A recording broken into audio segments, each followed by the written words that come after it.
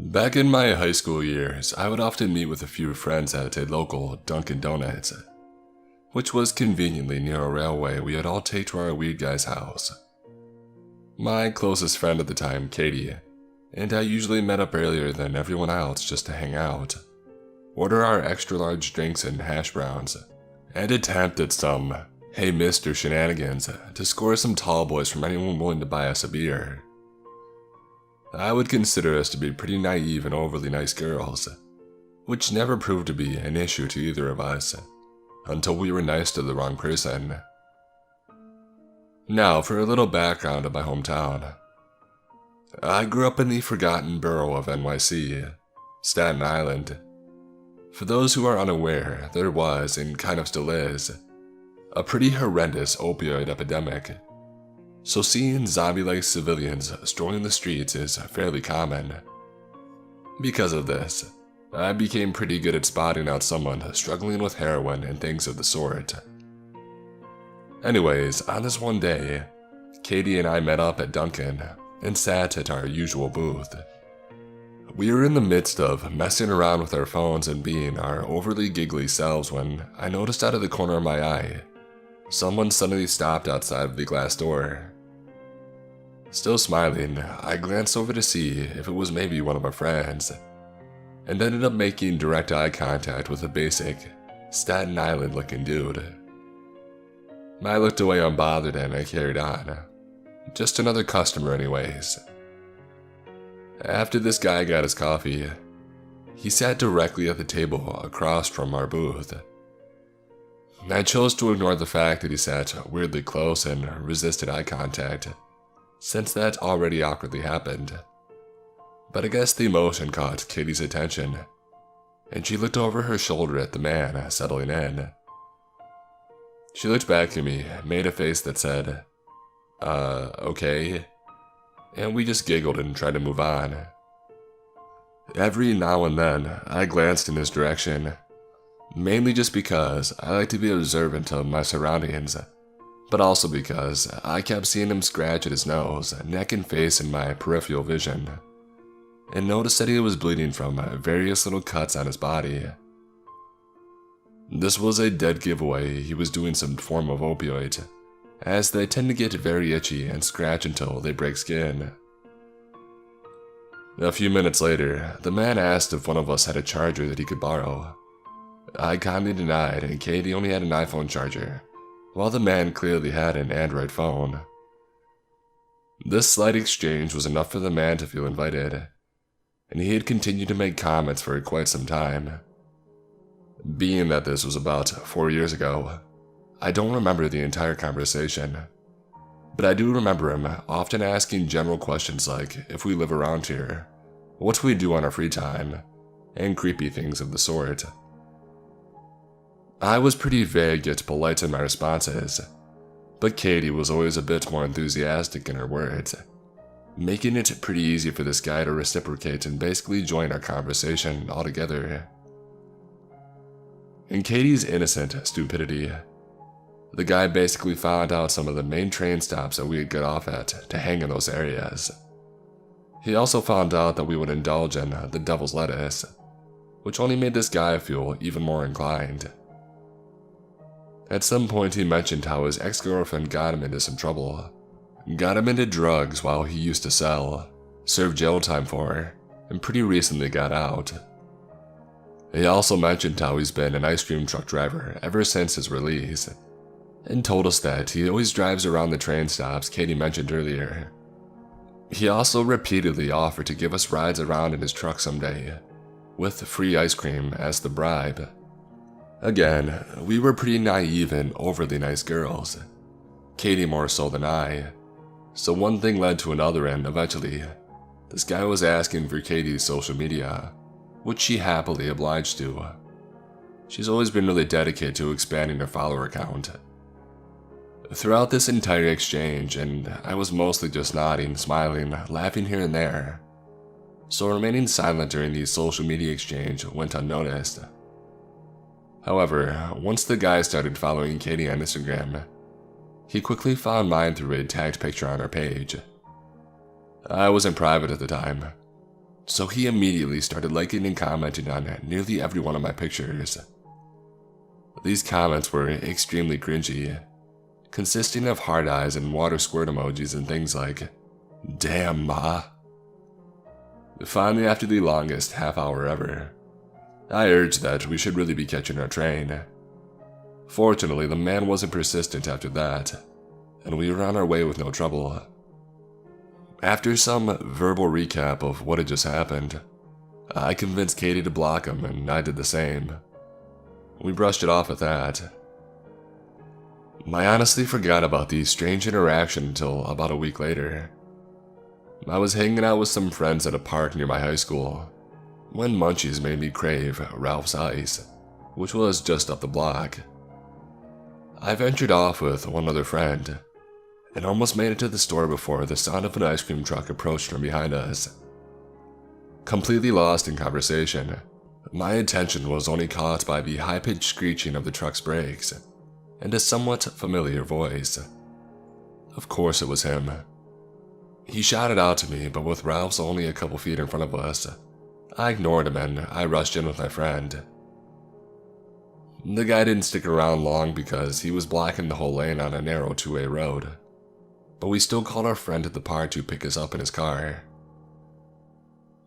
For the next 2 weeks, there were about 4 times that this man tried to pick me up in his truck. At this point, making me pretty paranoid, I was potentially being stalked. The last time it happened, he was parked directly outside of my house on the train stops, almost as if he was waiting for me.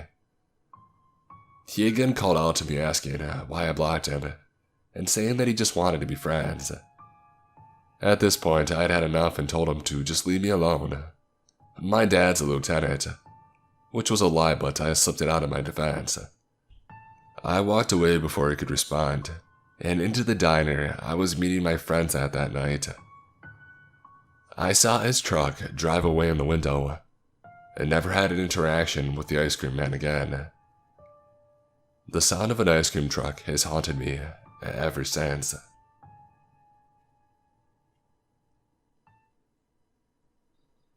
This all happened within the last 2 or 3 hours.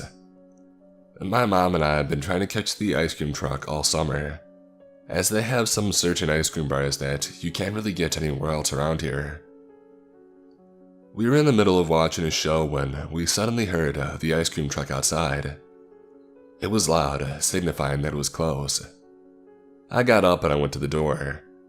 I saw that it was in front of our house, and began to say that it was too late, but then I realized that it was slowing down, not driving away. Now this wasn't an, "Oh, there's someone coming, I should stop, slow down." It was a, "I've been slowing to a stop since before you opened the door, slow down."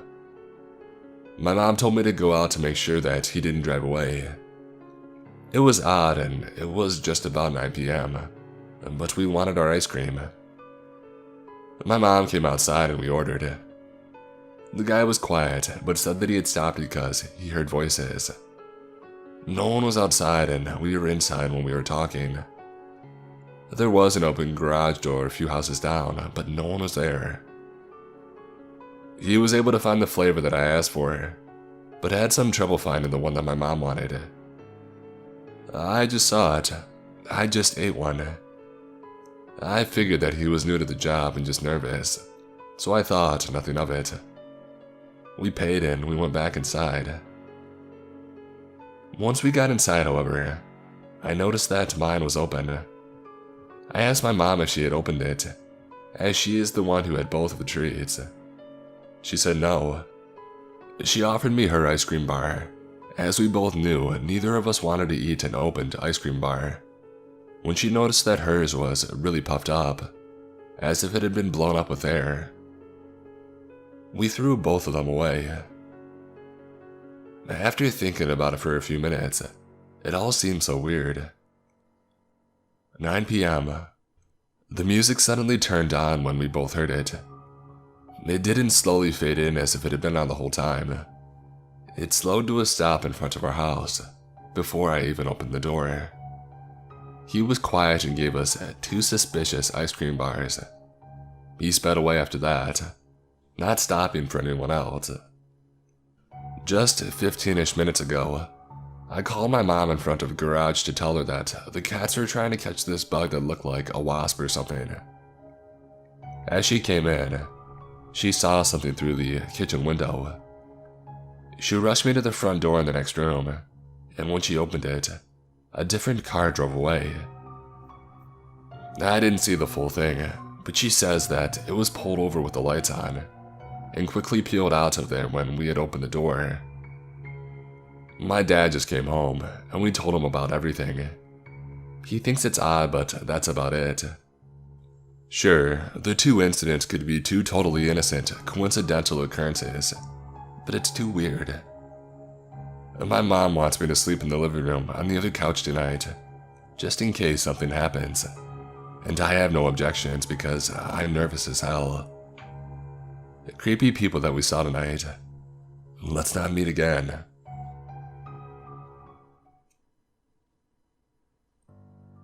This happened almost 2 decades ago, when I was around 5 years old. Like most kids, I always looked forward to the familiar song of the ice cream man's truck when it was passing down my street. My parents would take me outside and let me pick whatever ice cream I wanted. Since I am an only child, they never let me go out alone, even though we were in a fairly safe neighborhood. Anyway, on to the actual story.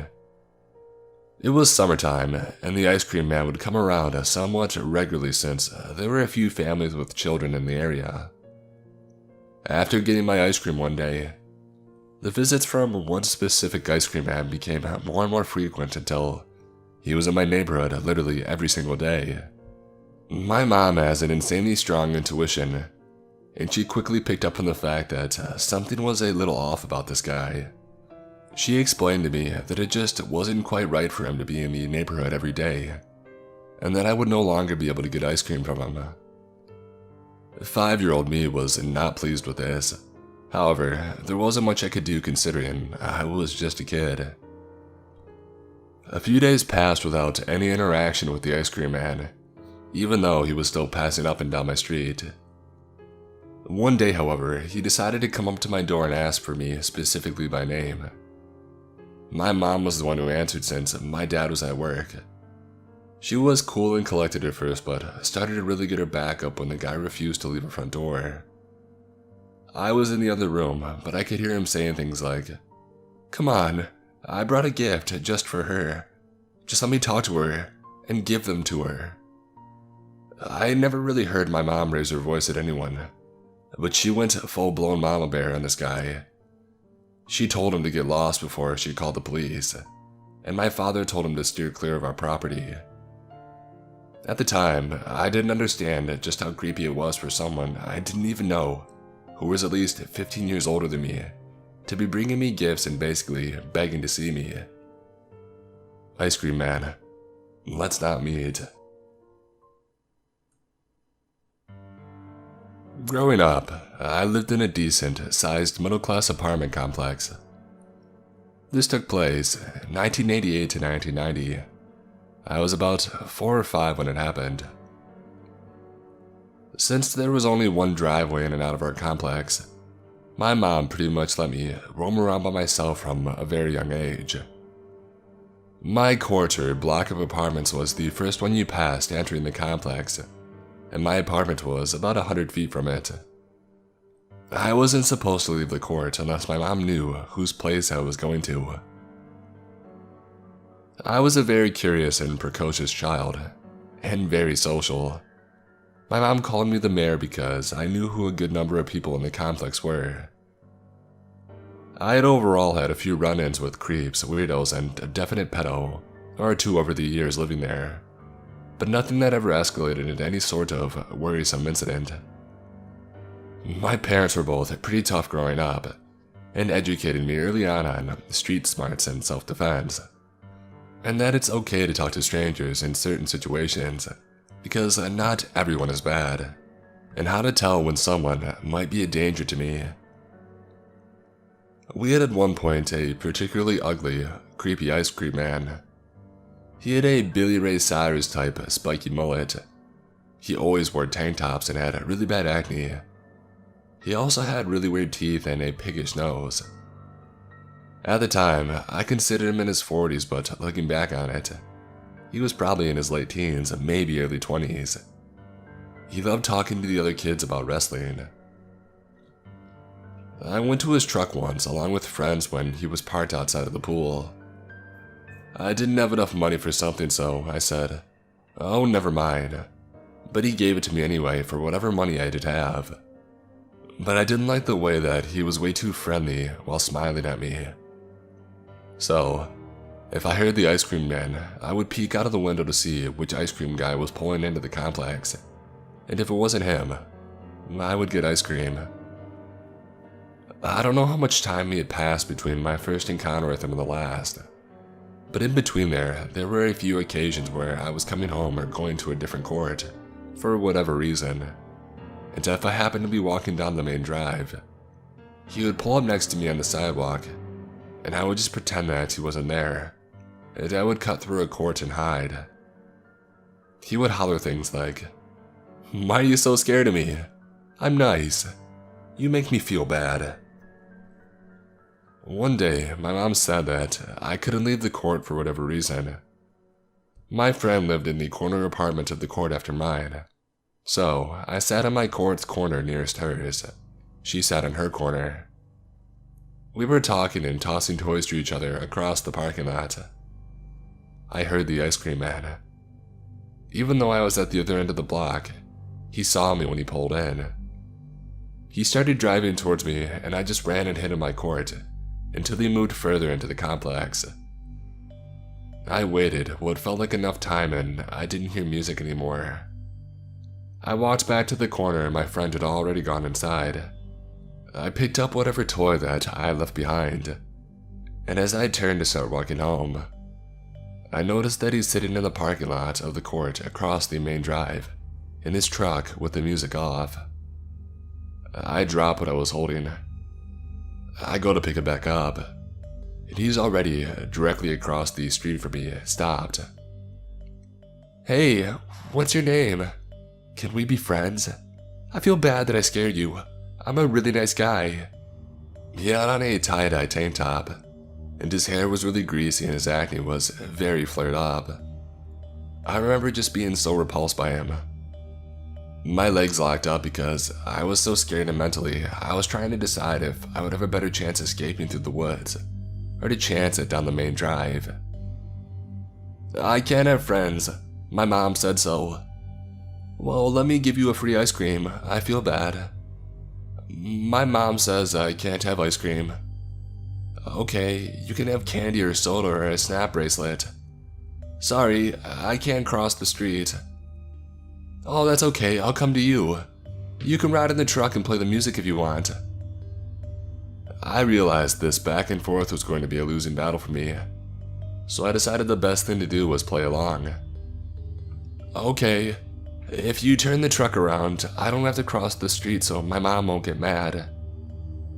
You would have to leave and immediately re-enter the complex to do that, but it would buy me 20 to 30 seconds.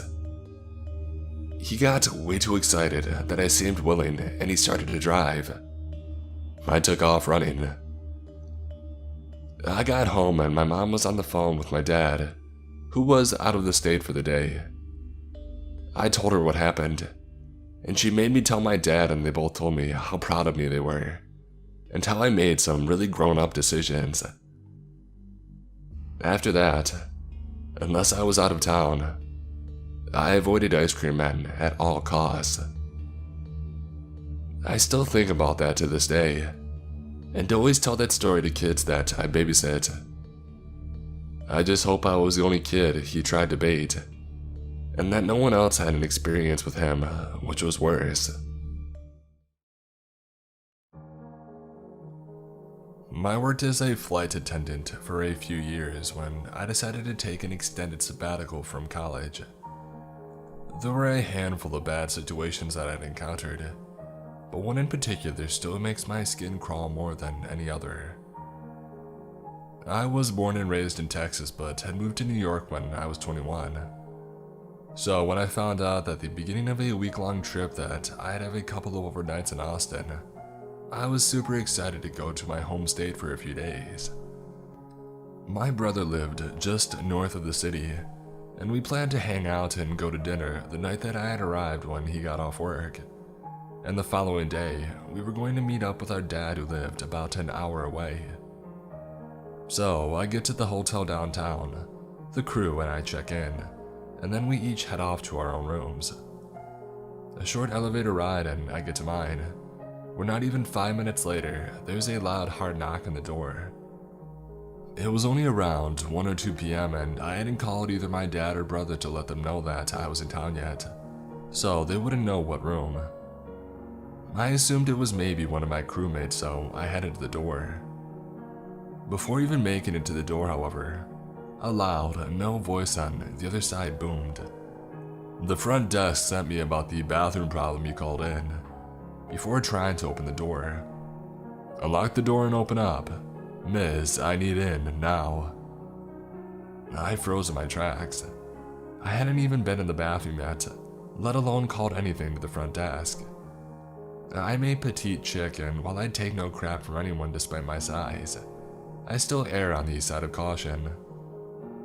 Slowly inching toward the door to look out the people, all I could tell was that the man on the other side was at least 6 feet tall, and easily over double my weight. No way I was going to unlock that door. I responded to the guy, telling him he must have had the wrong room. He continued pounding on the door while constantly turning the handle, telling me no, he needed in, and he was getting in the room one way or another.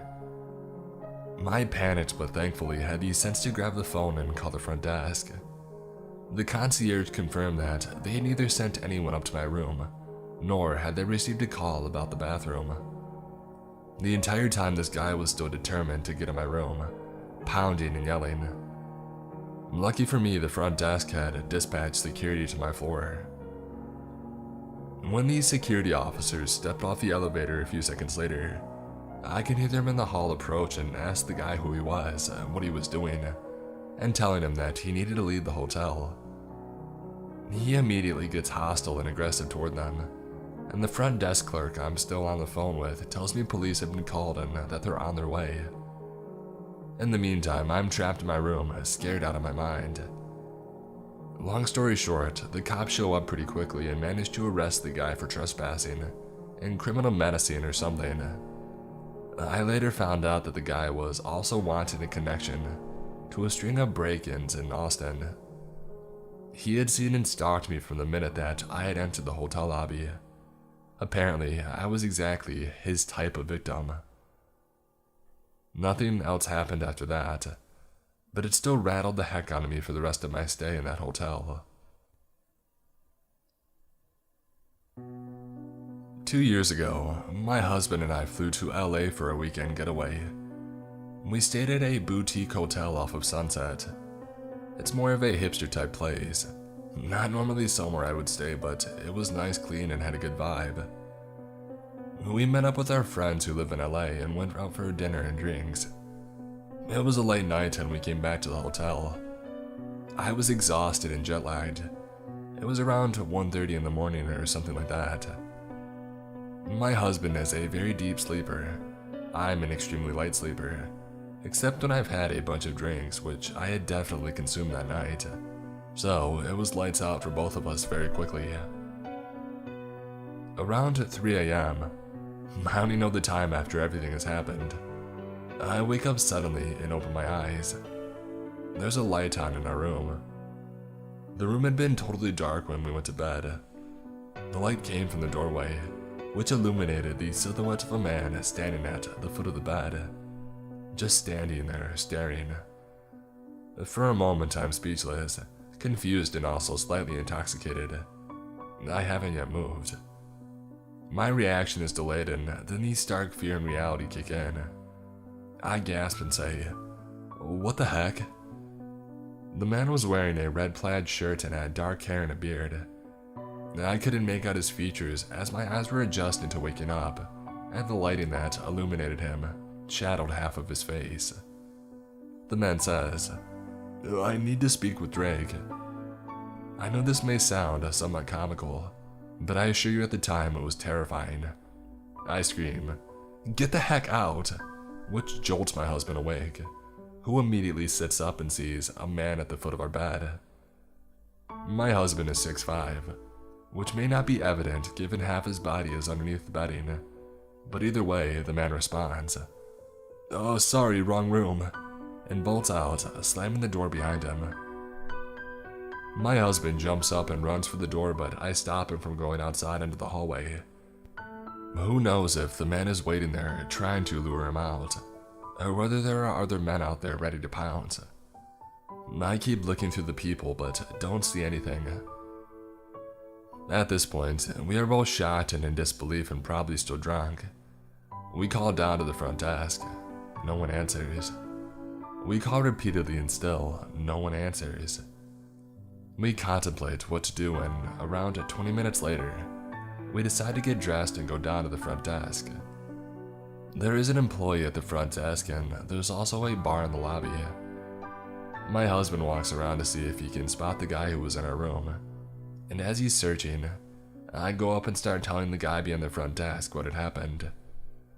But as I begin the story, I burst into tears. I realize how shaken up I am. The employee gets the manager and he asks me what time the man came in the room and so on.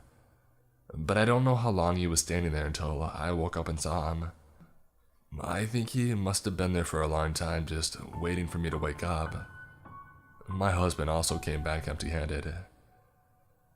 We got back up to the room, and the next day, the manager calls and says that there wasn't anything on the security cameras.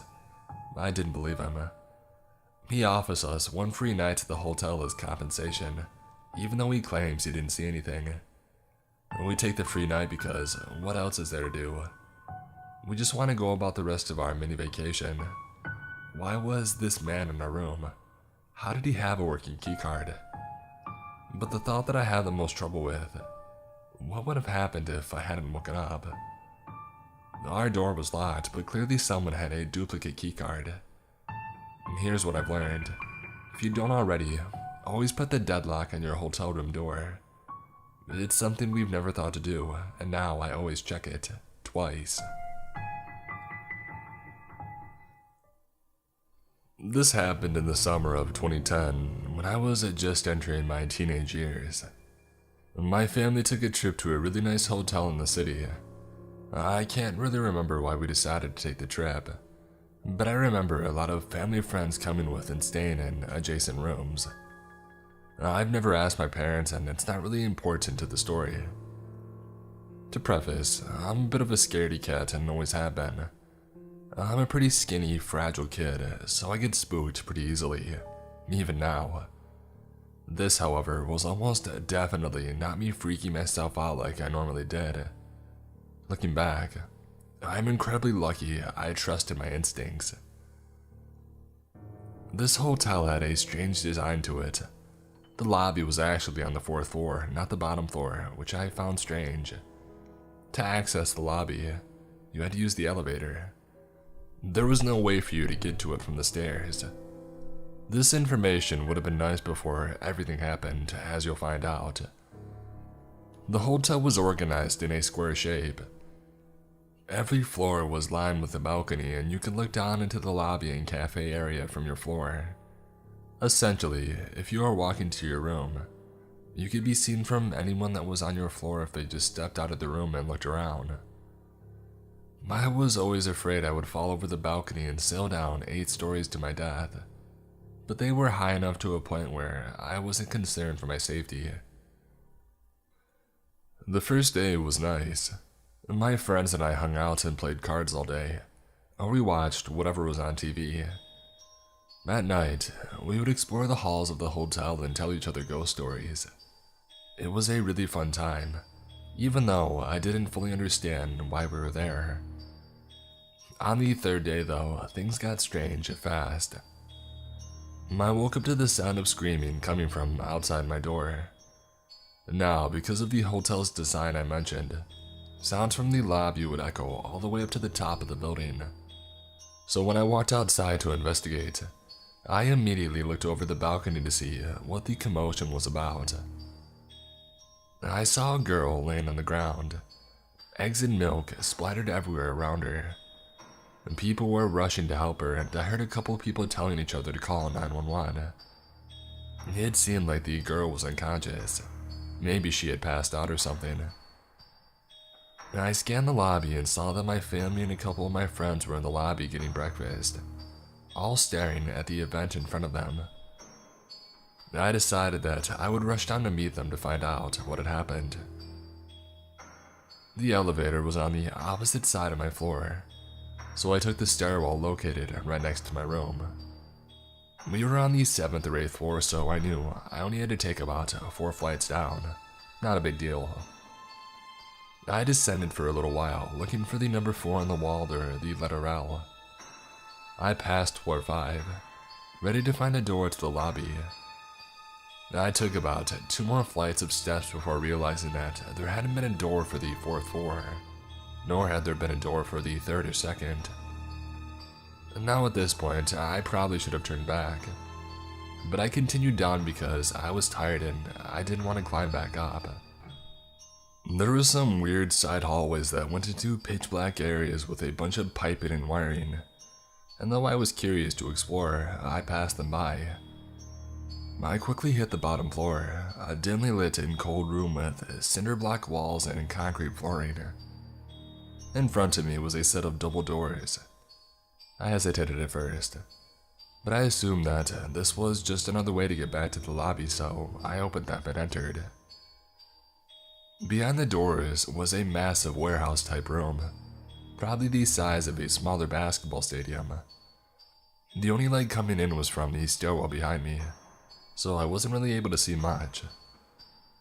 Stairs were stacked and covered in plastic, tables lined the wall, and in the distance, I thought I could see boxes stacked in line against the wall as well. It was probably the storage room of the hotel. I looked around and saw an elevator in the back of the room, so I made my way towards it. I closed the door to the stairwell and began to walk in the dim light. The room was super muggy and dusty, and it seemed like nobody had been down there for a long time. As I got closer to the elevator, I noticed it was a little bigger than the elevators in the lobby and other floors. I pressed the up button, but got no response. There was a card swiper next to the button. It must have been for employees only, I thought, and I turned back towards the stairwell doors, making my way past the chairs and tables along the wall. When I got to the door, I gave it a tug. Locked, of course. This is when things started to hit me, and I realized that I was stuck in the dark, dusty basement of a hotel. I didn't have a phone because my parents wouldn't let me get one until I graduated middle school, so I couldn't call anyone. Everyone likely assumed I was still asleep in the room, so I began freaking out, believing that nobody was going to look for me. I searched around the warehouse, looking for other ways out. Some areas of the place were better lit than others, so I looked around in areas that I could see first before starting on the darker side of the room. There was one other set of doors that I found, but it happened to be locked as well. I began to cry, scared that nobody would ever find me in this basement. I swear that it felt like hours, but I think only a handful of minutes passed before the door creaked open. It wasn't the door from the stairwell, rather the second door that I had found. A slim, middle-aged man in a lab coat came out of the doors. Now, if this was a 21-year-old me seeing this, I would be very confused as to why this guy was wearing a lab coat in a hotel. I was only 12 or 13 at the time, so I was immediately relieved at the sight of an adult who looked smart. I approached him, tears in my eyes, and he immediately looked surprised to see me, as you would expect. "What are you doing down here?" he yelled. "I got lost on my way down to the lobby and I've been locked in here. Do you have a key?" I was shaking, eager to get out of there. He didn't answer my key question, and instead he said, "I know a way out of here, follow me." He began to walk towards the doors with the stairwell, and I followed, relieved that someone had finally come to save me. We approached the doors and I began to reach for the handle, but he continued walking. "Isn't it right here?" I asked him. I'll never forget the look in his face when I said that.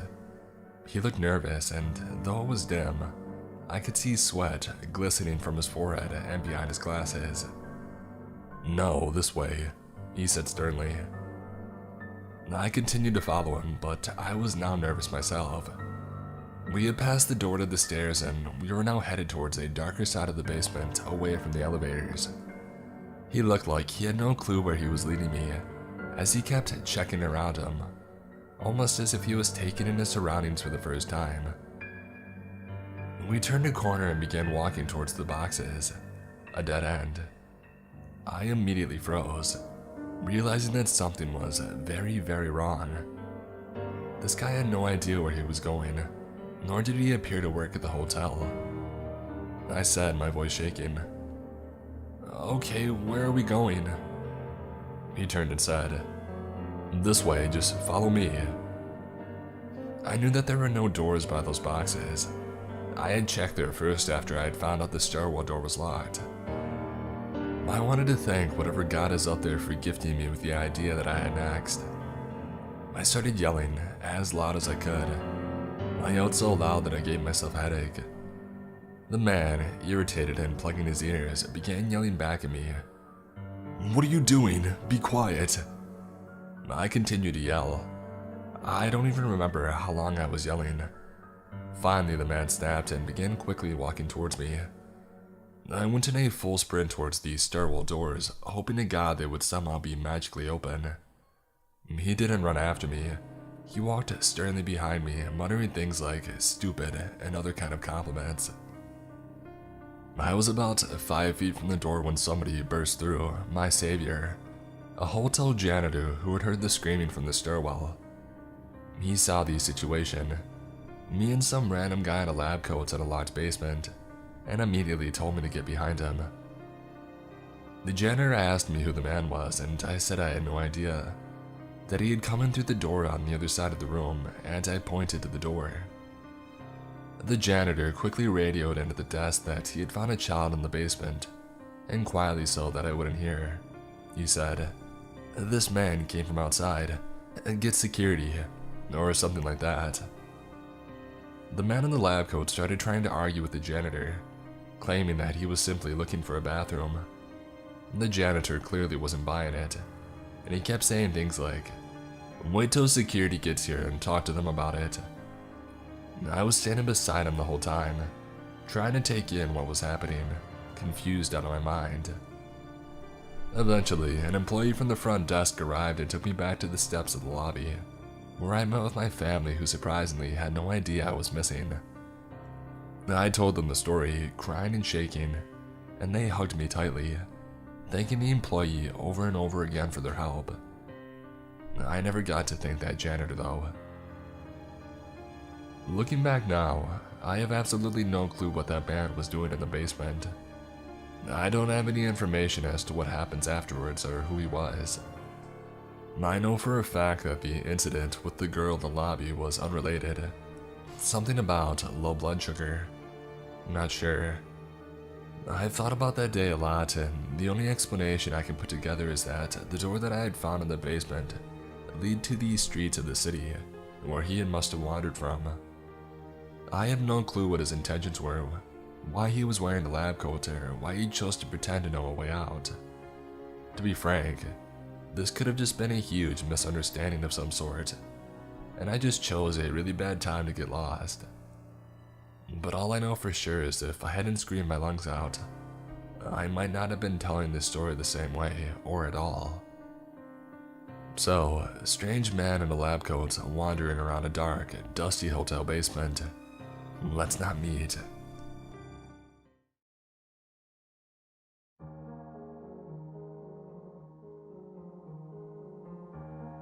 My cousin recently reminded me of a memory I had suppressed because it was one of the most terrifying moments of my childhood. I'm from Texas, so we hardly ever get snow days, so when we did, I always tried to take advantage. When I was in 6th grade, my school was shut down for 2 snow days. This never happened. It was a miracle. On one of the days, my cousin came over and we decided to walk to my old elementary school to go play at the park. It was about 4 blocks away from my house. I lived in the neighborhood for years, so I knew someone on almost every block. This is important for later. I always felt safe and I knew the neighborhood, so walking to the park with my cousin was no big deal. We got to the park and surprisingly, we were the only 2 people there. We were having a blast. We moved from the playground to the field behind the playground. To kind of explain the layout, we entered the playground from the back parking lot, so we had to walk through the parking lot to the field next to it to get to the playground. There is a dumpster in the parking lot that was against a brick wall. There is a space between the wall and the dumpster that a lot of teenagers used to hang out behind. On the other side of the wall was the playground, and a few yards to the left of the dumpster was a large field. So, we're enjoying our time when this truck pulled up. There were 2 men in it. I got a really bad feeling. I told my cousin that we should probably head home. My cousin insisted that it was nothing, so I shook it off and I kept playing in the snow. The men got out of the truck and went behind the dumpster. My cousin reassured me that it was not a big deal because, like I said, a lot of people went back there. And that's when they started yelling, saying things like, "Woo, this is gonna be fun." Even at age 11, I was paranoid. "Come on, let's go home, please," she said. "They're not even talking to us, just ignore them." I was in 7th grade, so I listened to her. Until we heard them scream, "What are you girls doing here all alone? Where are your parents? You're here all by yourself." Chills ran down my spine. I was so scared. My cousin and I looked at each other and automatically started walking really fast through the field to head home. The men came out from behind the dumpster and started yelling, "Where are you girls going? We just want to talk to y'all." We were terrified. Our fast walk turned into a sprint. We got to the sidewalk and that's when we heard the truck door slam. My heart sank and I started crying. They peeled out of the parking lot. All I could think is we were about to get taken. The truck was making its way towards us. Knowing someone on almost every block ended up saving mine and my cousin's life. I had a friend that lived across the street from the school. All we had to do was cut across this small neighborhood intersection and we would be there. The truck caught up to us as soon as we had crossed the intersection. They slowed down and the man on the passenger side rolled his window down. "Why are you girls running? We just want to have some fun with y'all." The truck came to a stop, but we had made it. We ran up to the door and started yelling for help and ringing the doorbell. The truck sped off. We were safe, and we told my friend and her parents what had happened, and my mom came and picked us up. We were so scared, we couldn't even remember any details about the truck or the men. All I knew was I would never go to that park alone again. If I didn't think to run to my friend's house, I don't know if I would be here. If the men had caught up to us before crossing the intersection, I don't even want to imagine what would have happened. I don't know what the 2 men were planning on doing to us, but I know that it wasn't good. So, to the 2 men that ruined my snow day and scared me shitless, let's not meet. One day when I was about 14 years old, I'm 22 now, I was home alone during the summer watching my 2 younger sisters. At the time, they were 8 and 5, while my parents were at work. Now usually this was a normal thing for me. It was all routine. My parents would leave money, about $20, just enough for pizza if we were hungry. They would come back from work around 5 or 6. This particular day didn't sit well with me because, for one, I was feeling really sick and 2, I absolutely hated the rain. The rain was terrible this day, and this was still a time where my sisters were still scared of thunder and lightning. It was really gloomy outside, and I would like to think the creepy part of my day started around noon from what I remember. I was in my dad's room when I heard a loud knock on the front door. Now, we have a TV in the room over where my sister was watching her favorite show at the time. Rugrats, it's completely irrelevant, but I like the show too. Now, something didn't feel right other than me being so sick and not being able to keep anything down. I quickly popped up off the couch and peeked outside through the window in my dad's room, which looks straight onto the driveway. I look in, I see this green truck parked in my driveway, and I quickly thought, nobody in my family has a green truck, and why would somebody be visiting in this horrible weather? So, quickly and quietly, I make my way to my sister's room, and tell her to help me make sure all the windows are locked in the house. While I was in school, I didn't believe in spare keys, so I would hop through all the windows of my home to get in. Now she's pretty freaked out because she had no idea what was going on. After locking all the windows of the house, I told her to grab my youngest sister and wait in the bathroom, and lock the door and to not come out until she heard my voice telling her to do so. I looked out the peephole and I see two men standing at the front door. What looks like they're trying to pick the lock or whatever, but I didn't know what they were doing. I was just freaking out. At this point, I'd already turned everything off to keep from making any noise. I walked quietly to the house phone, and a rookie mistake on my part, called my mother and told her my situation. She had told me to call the police, and that this should have been my first move, and that she would be on her way and would be calling my father. As soon as I hung up, I called the police and told them my situation, and they told me that help would be on the way. By this time, I heard a slam like a door of the car being shut. I look outside and I see the two men had vanished. I guess unsuccessful in their attempt to break into my home, they left upset. The police showed up about the same time my parents did, a few short moments later, and I told them what had happened. The police told me that next time to call them first in a situation like this one, and to thank God that nobody got hurt. Honestly, I was only worried about my sisters because if the two men did get in, I wouldn't have been able to take on both of them. After that day, we went on like normal except we went to my grandma's from there on out. I never saw those two men again, and I hope that we never meet. I am and have always been a very small girl, standing at 4'11", full grown now at 27. And I've always been able to pass as being much younger than I am, especially if I'm not wearing any makeup. When I was a small child, about 7 or 8, my father bought a little cabin in a town in Texas called Livingston, in an area of Livingston called Alaska. I specify because of the second part of the story. Anyone with kids needs to be wary of the area. The cabin was really nothing remarkable at only 600 square feet. It was really just one giant room, a teeny kitchen the size of a normal bathroom, and a bathroom the size of a large closet, and a porch out front. The whole property consisted of 2 lots, so there was plenty of space, but the cabin itself was dinky. This whole area was in a strange mix between backwoods and suburbia. It was a true neighborhood, but not the prim and neatly kept neighborhoods I was used to in suburbia Houston. Despite this, it became a very fond place for me, and some of my greatest memories in life are at that cabin, including my evacuation story from Houston during Hurricane Rita. That is a story for another day.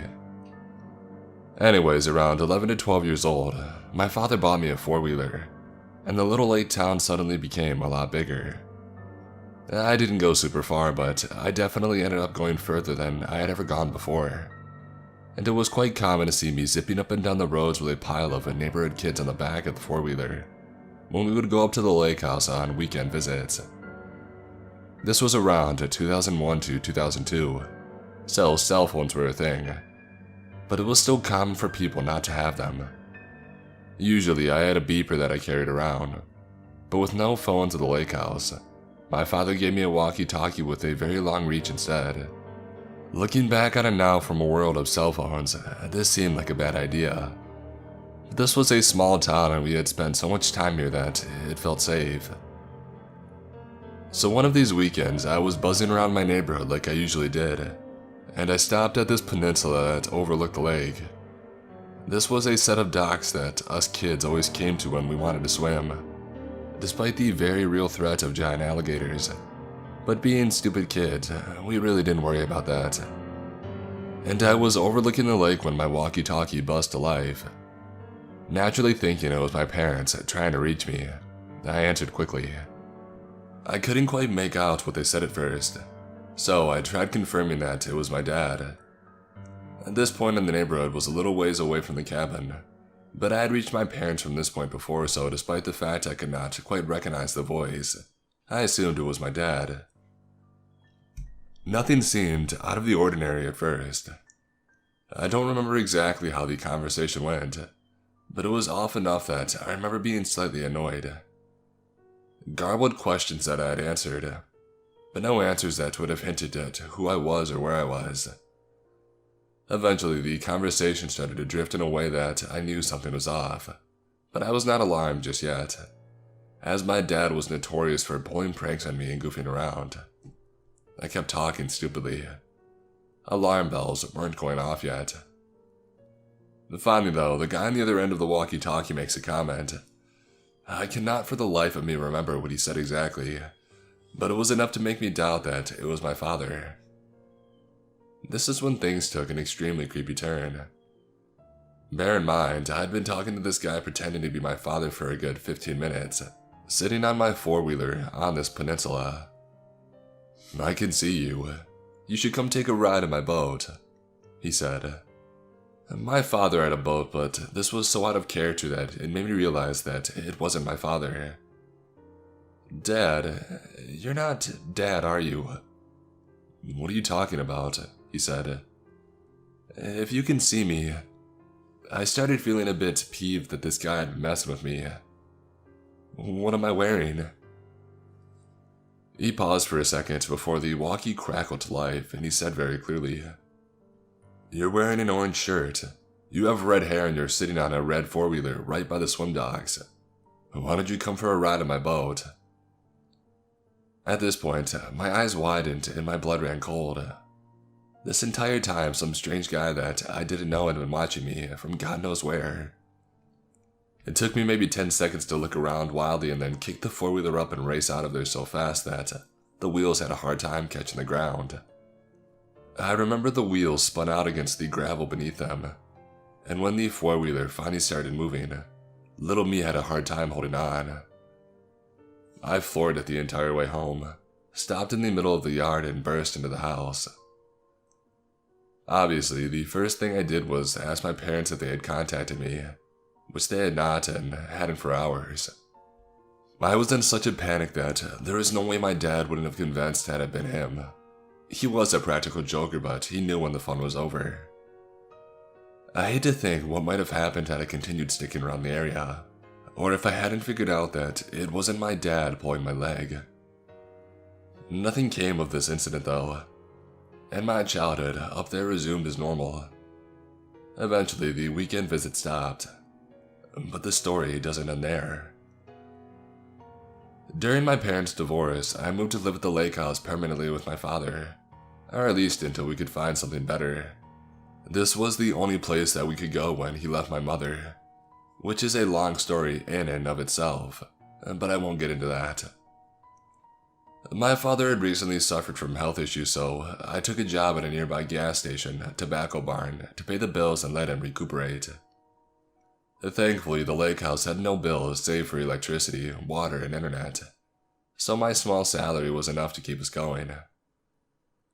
I only worked there for 3 months, but those 3 months were by far the creepiest that I'd ever experienced.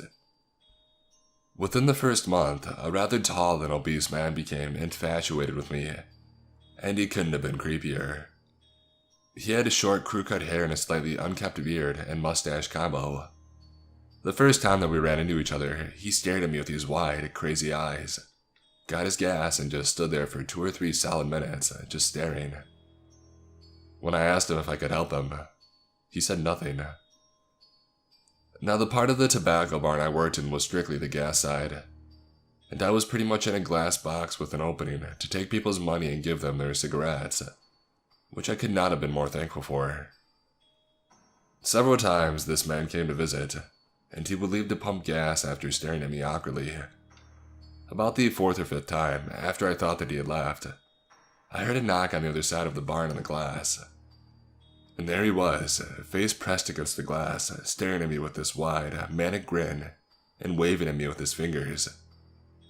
It was enough to send me running for my manager when he left, demanding to go on break before I peed myself. The last time that I saw him, I will never forget though. It has been etched into my mind so deeply that I doubt bleach could scrub it away. He arrives as he usually did and orders his gas. This time, however, he reached through the hole in the glass and grabbed my hand before I could put the cash away in the cash register. It wasn't a violent grab, but it was firm enough to keep me from pulling away. Being a very sheltered 18-year-old, I froze in place. "I love you," he said, refusing to let go of my hand. I simply stared at him, unnerved and alarm bells ringing in my head. "Say it." "What?" I responded. "Say you love me." Naturally, I just wanted this guy to go away. And being so freaking scared out of my mind at this point of him, I stammered and I said it out of impulse. Maybe he would let me go and go away. "I love you," I said uneasily.